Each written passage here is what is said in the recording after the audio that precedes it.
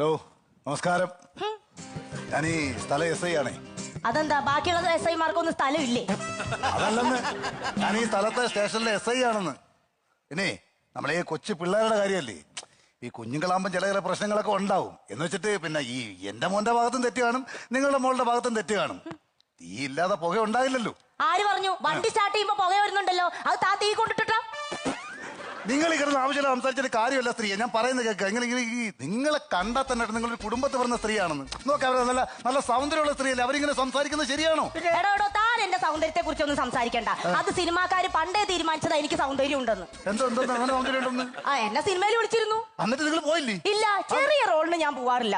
അപ്പം വലിയ റോൾ കിട്ടിയാൽ? വലിയ റോൾ ആരും എന്നെ വിളിക്കാറുമില്ല. എങ്ങനെ വിളിക്കും? ഇതല്ലേ സ്വഭാവം.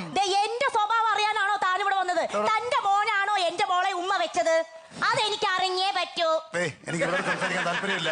നിങ്ങൾ പ്രിൻസിപ്പൾ അദ്ദേഹത്തെ വിളിയാം.